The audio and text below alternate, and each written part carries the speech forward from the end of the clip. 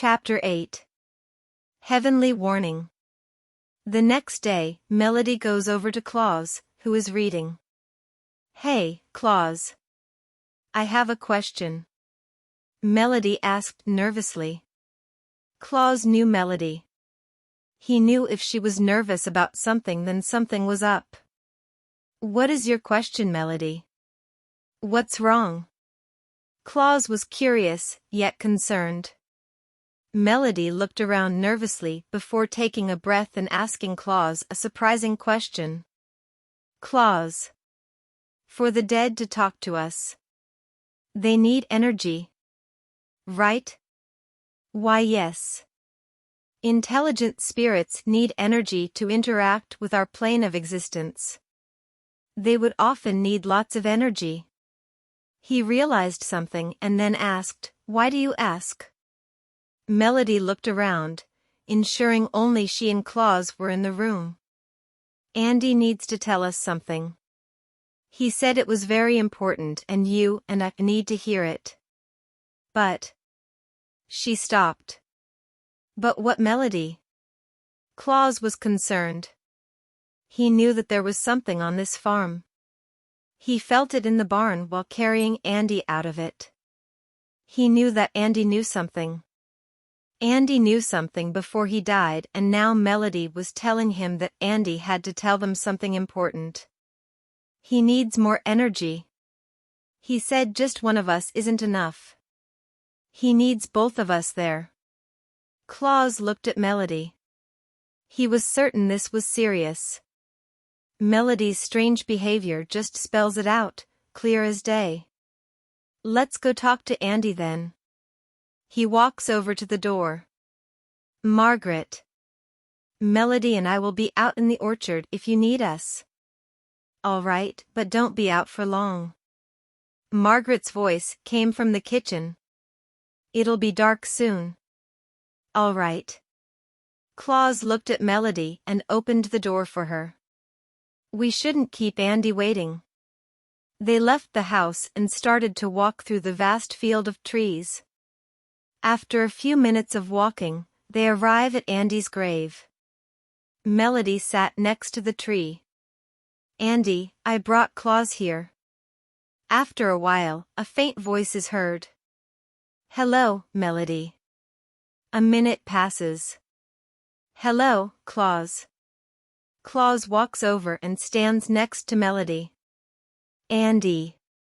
Claus started, "Melody said you need to tell us something.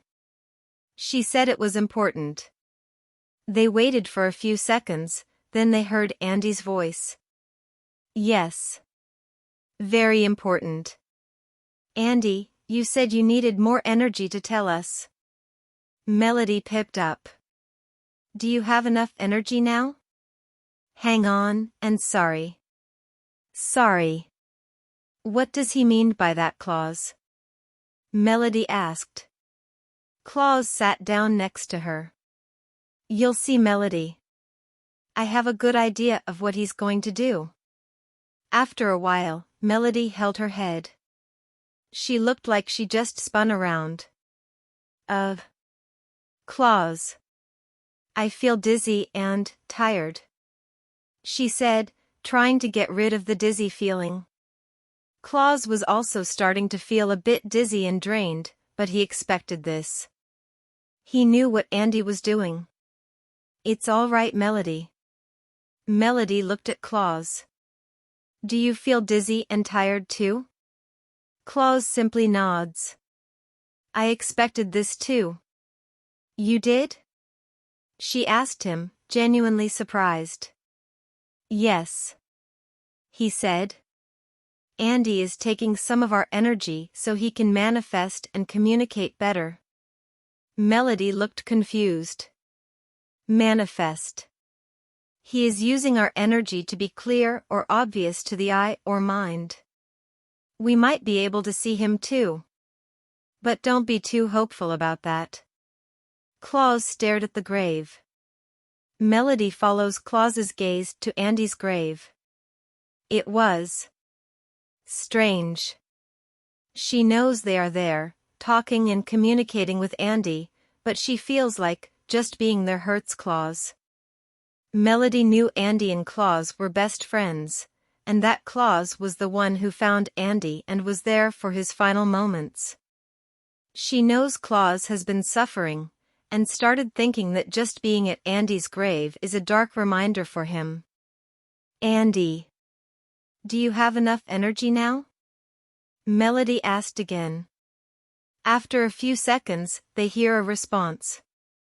I do. Thank you for letting me use your energy. Sorry for the after effects. Melody looked shocked. That's the longest I heard him speak in one saying. Claus looked at Melody.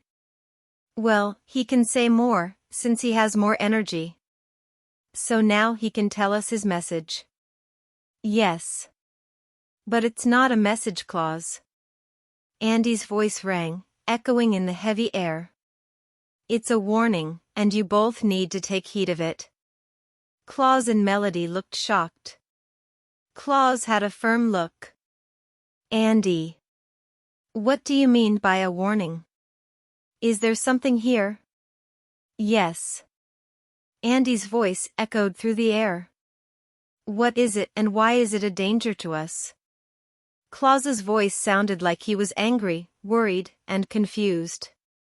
Melody put a hand on Claus's shoulder, trying to calm him down. Well, let's just say, my death was not a senseless accident. Someone had wanted my death, but it wasn't any of you.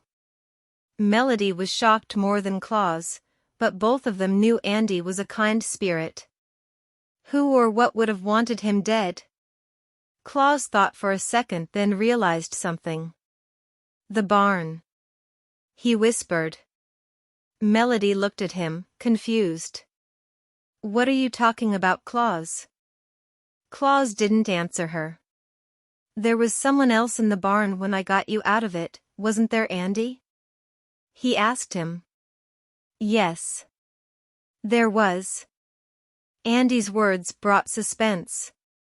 He wanted me to kill all of you. I refused. Melody and Claus looked terrified learning this.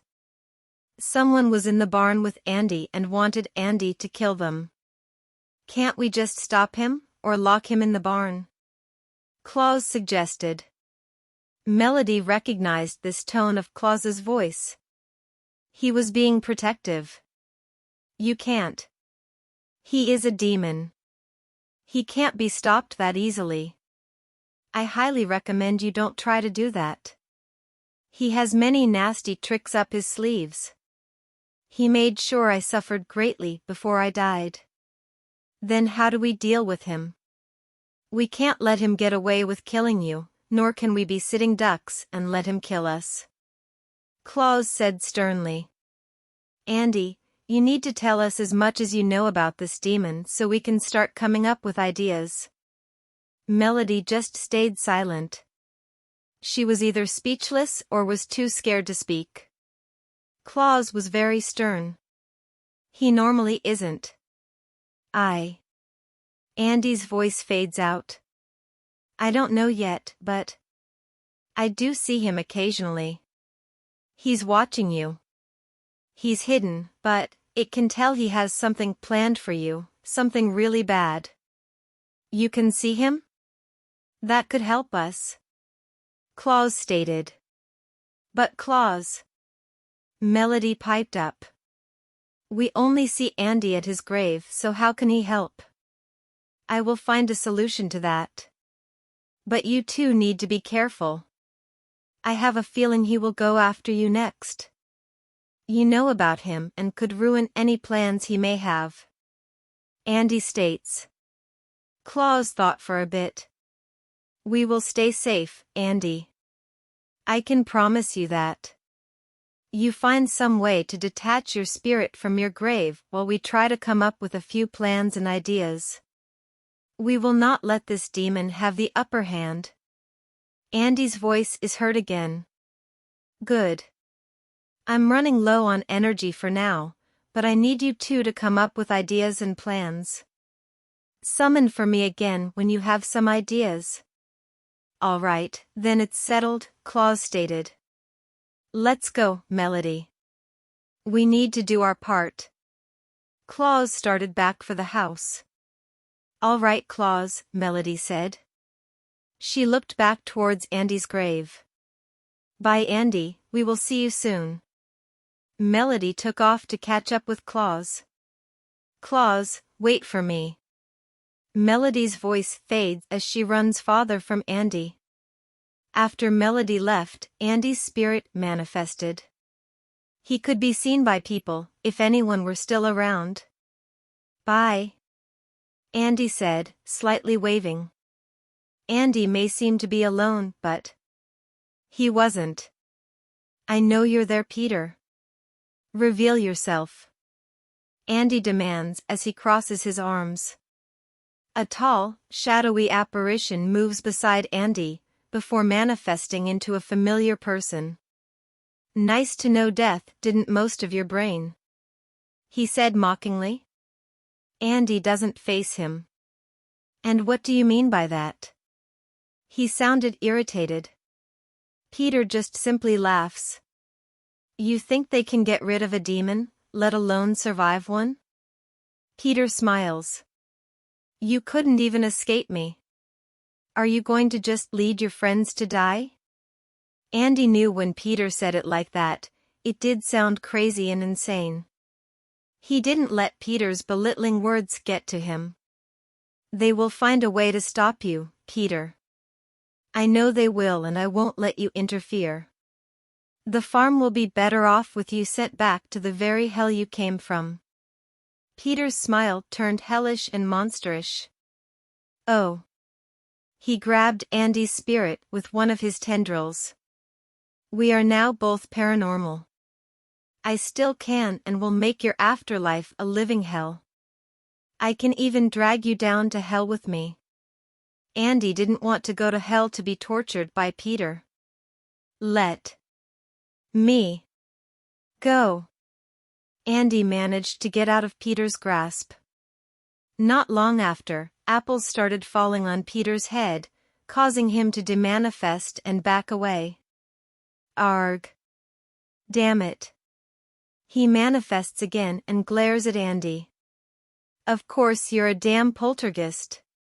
He glares at Andy as he demanifests, leaving for now. Andy was shocked but calmed himself knowing Peter would be gone for a while now. Andy looked toward where his house was. He smiled before demanifesting himself.